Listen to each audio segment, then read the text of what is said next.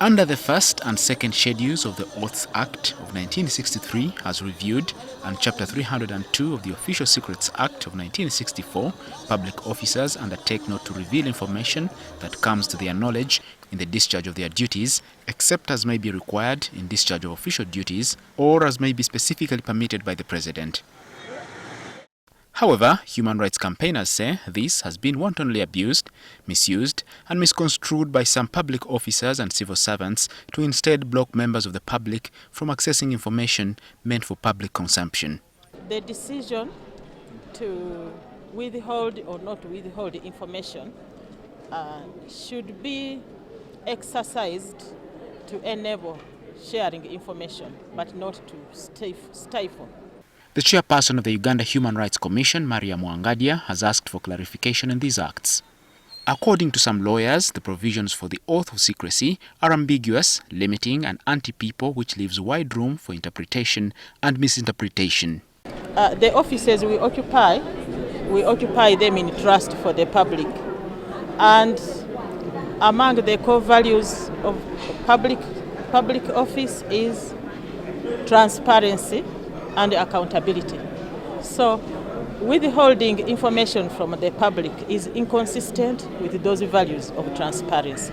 A civil society watchdog, the Africa Freedom of Information Center, has for long led a campaign for access to information and was a key partner at the commemoration of International Day of Universal Access to Information at Makerere University to increase awareness on access to information, especially public information as a human right. Then other players were UNESCO, Twaweza Africa, and Makerere University School of Journalism. We see that citizens' confidence that they will be provided with information if they ask for it is declining. Again, we have been collecting this data since 2017. Information is power.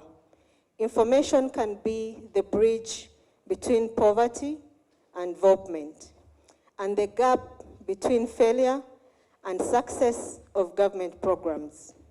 The country representative of the UN High Commissioner for Human Rights, Robert Kotchani, called for a review on the Computer Misuse Act, which Parliament recently passed, and is now awaiting President assent for it to become law.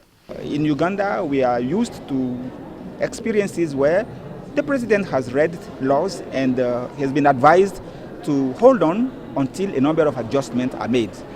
We do not want the law rejected, we want the law to be adjusted in certain particular provisions, which I may not have time to elaborate on here. But what you need to know is that we have realized that the law could be a better law if a number of aspects were taken into account concerning in particular the protection of computer users.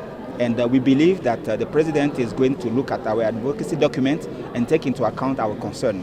What I said about the courts has to do with defamation suits which are often filed against media houses. I'm saying that in the course of adjudicating and deciding to award damages, they should not be so exorbitant as to stifle the work of journalism. The theme for this year's International Day of Universal Access to Information is deepening decentralization, the role of artificial intelligence in enhancing public participation in governance programs. Edward Muhumza, NTV.